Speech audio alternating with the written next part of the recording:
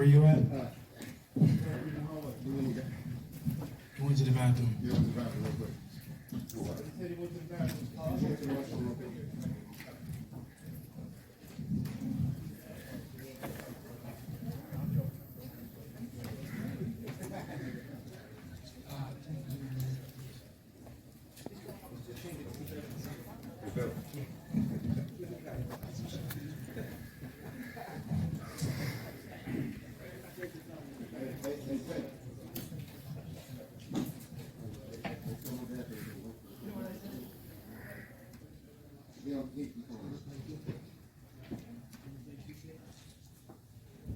I said I've ever played 2K. Of course. She's like some stuff out of 2K. Okay. Video game work?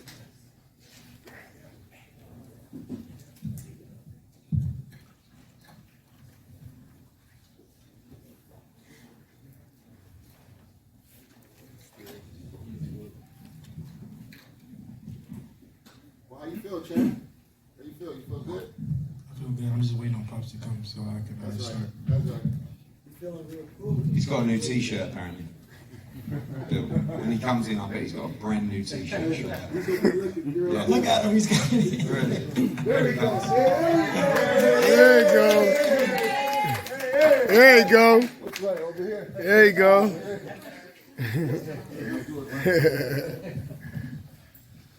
Is it a new T-shirt, Bill? New jacket? Yeah. We put the other half on right. Dior. Other half on right. All right, guys. I know we're live streaming this press conference as well. Firstly, I want to thank you guys for turning up this week. It was a tremendous turnout from the press. It's been a brilliant 2 weeks. Madison Square Garden last week, MGM Grand this week. Of course, we want to thank them as well. Really proud of Devin Haney, Bill, and the team because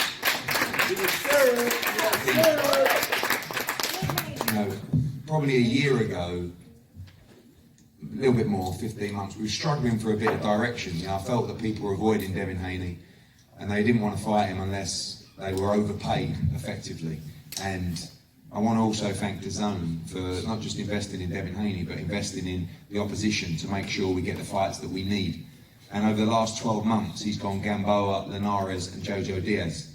That's the best resume of any lightweight out there in a recent year or more.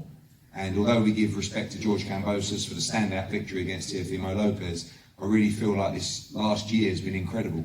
And I think we also need to remember that Devin Haney is 23 years of age.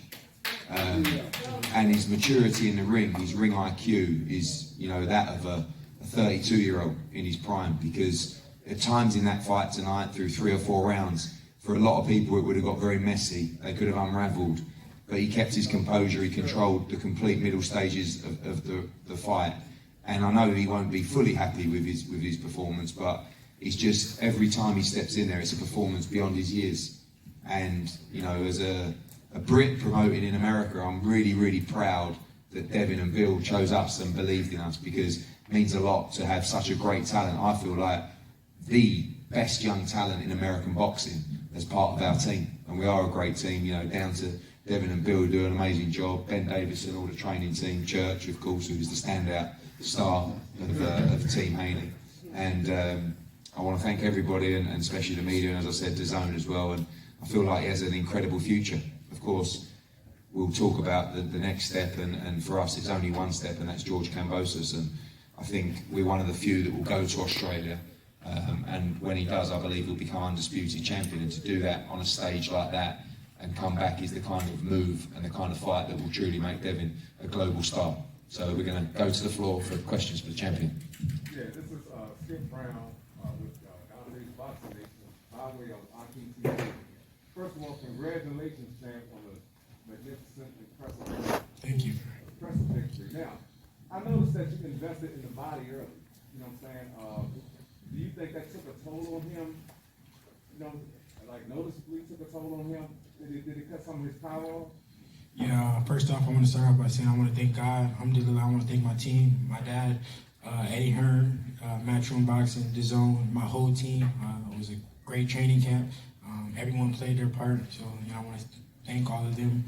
And to your question, I knew that he was a southpaw, so part of the game plan was to, hit him with the right hand to the body, and I felt like I did that, and he was slowing down. I could hear him breathing late in the fight. He was taking deep breaths. So yeah, I do feel like the body attacks did pay off late in the fight. But the ref kept warning me about hitting him low, but he had his cup was high, like you couldn't even see his belly button. That's how high his cup was. So I wasn't really hitting him low, but yeah, I do feel like the body attack paid off. Devin, y'all might have been able to fight me. You mentioned the warnings that the ref gave you. Did it concern you any time throughout the fight that you was in a deductive point? Yeah, of course. Whenever the ref, warns you, more than one time, you do think that, as you start to think like, oh, I don't want to do it because I don't want to do that again because I don't want the ref to take a point. Boxing to the media. Devin Haney's shown great loyalty, putting you in 3 big fights back to back. I know this is fight by fight for you. Is this relation going to continue, or are you going to wait for your options? Of course, Of course, Eddie Hearn believed in me when, a lot of people didn't. So, of course, I want to, have my whole career with Eddie Hearn. He's, done a lot for me, and I couldn't thank him enough.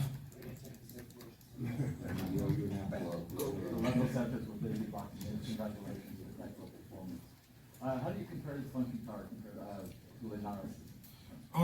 Well, obviously, the fight with Linares hurt me. It was obvious that I got hurt in that fight. But in this fight, I wasn't hurt at all. His pressure was much more than Linares, but his punching power wasn't as hard. Devin, congratulations on a great performance. Thanks, Mike. First off, a lot of people used to have the knock on you was, oh, Devin's in boring fights. Now you're getting 2 really exciting fights back to back. Yeah. At what point do people have to call you an exciting fighter? Yeah, I definitely think that I showed that I'm an exciting fighter once again tonight.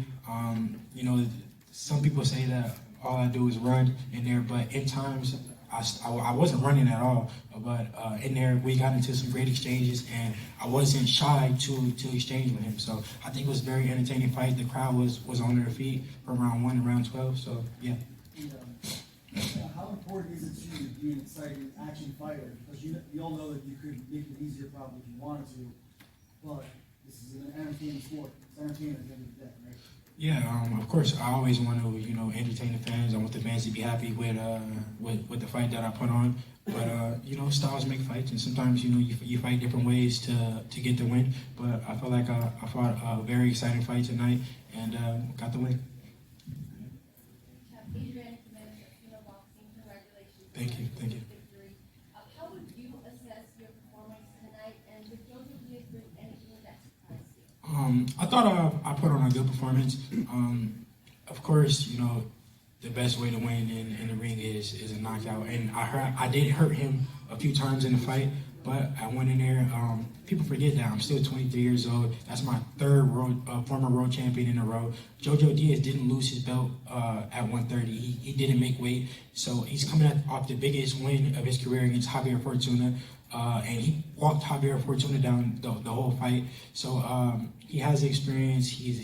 And I just feel like he brought the best out of me. So I'm happy with my performance, and we got the win. So now we on to the next. That Champ side, Dev, the crowd often, they'll react if they see a certain shots. It looked like a lot of the shots weren't really landing clean. How do you even hear the crowd when you're in the ring? Yeah. I do agree with that. The crowd was going crazy sometimes when he was just hitting like my arms or gloves, or even missing sometimes. But it's part of the game, At the end of the day, the crowd can't win the fight for him, and the scorecard showed it. All right, congratulations, Dev, on your victory.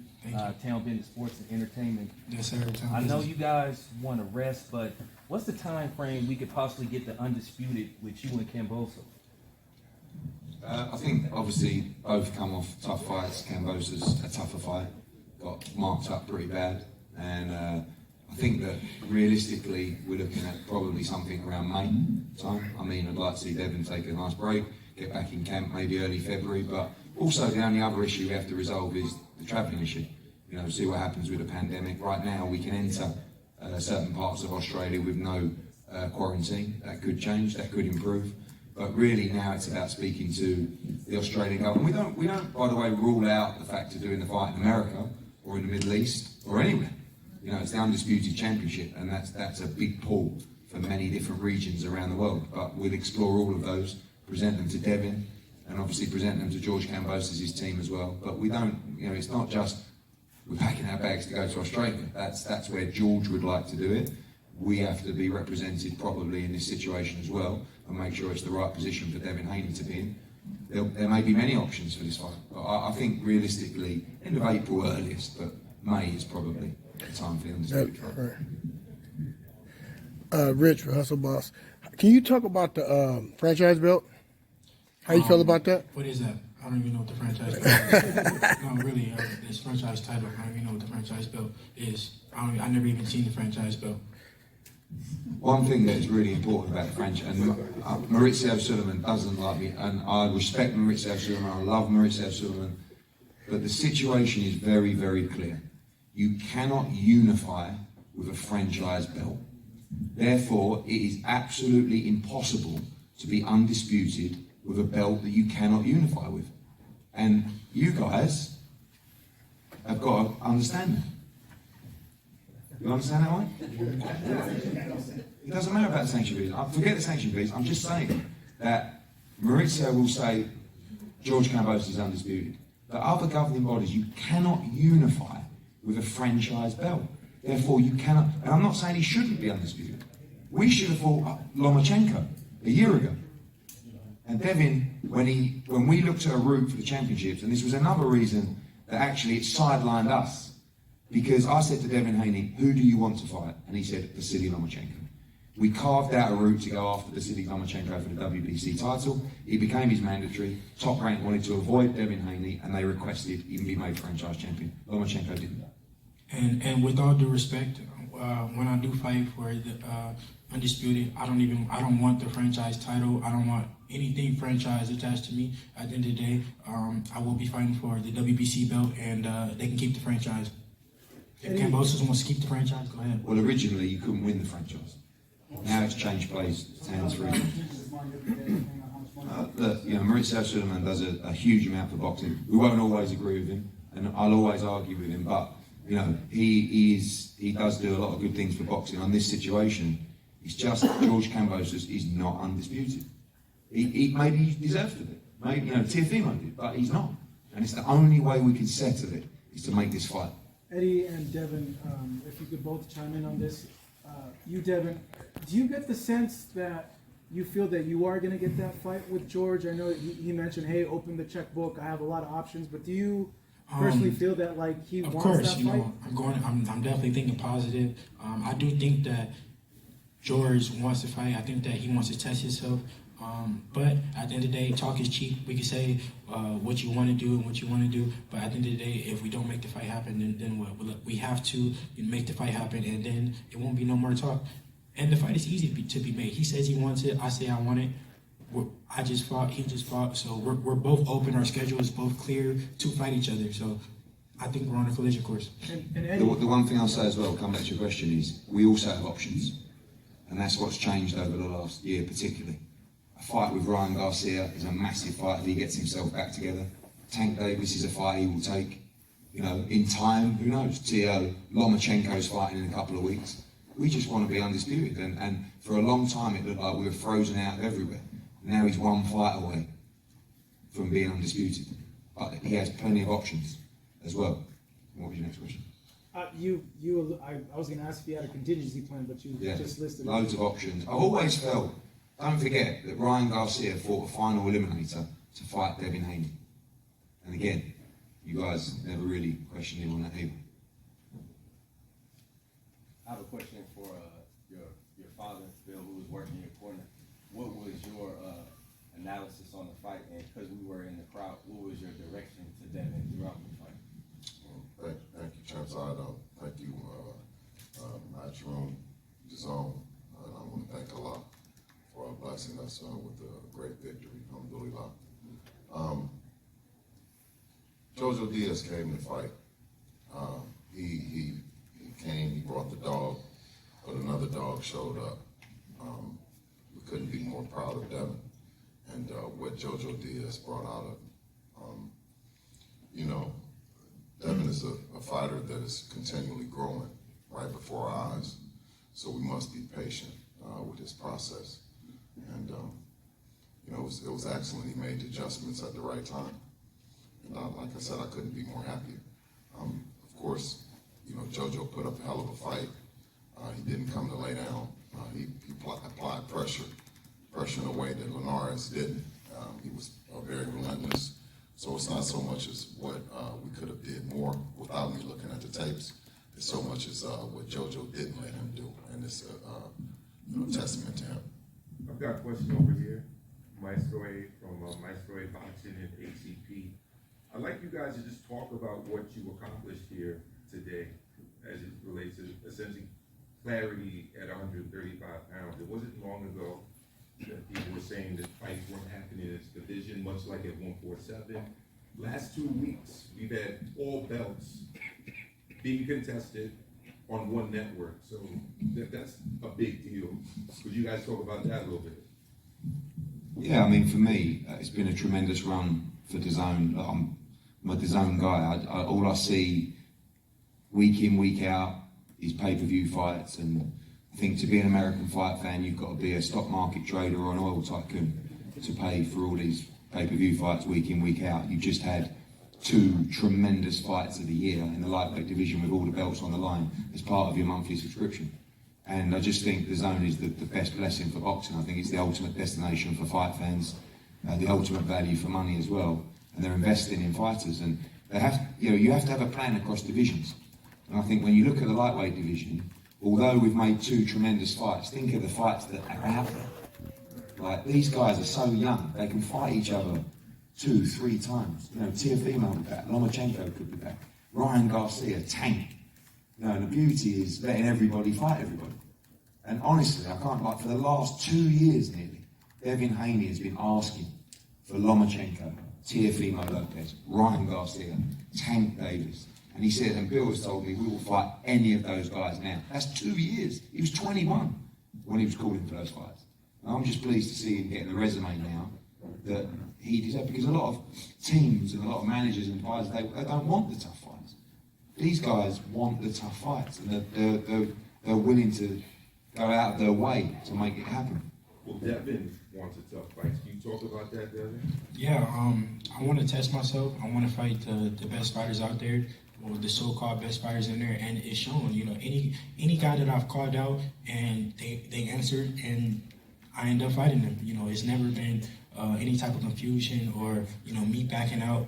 Any guy that I called out and they were willing to fight me, I fought them. You know, Jojo Diaz is an Olympian, former Olympian. He's former 2-time world champion. He said, let's do it. I said, let's do it. We got the fight made, and it was simple as that. Same with Linares. Same with whoever else. You know, I want to fight George Kambosos. So the fight should be easy to be made. I want to fight the best fighters out there. And it's obvious. And you guys got to respect that. I feel like you guys don't, you know, accept it enough and you know, speak about it enough that I am willing to fight the best fighters out there. I'm not ducking or dodging nobody.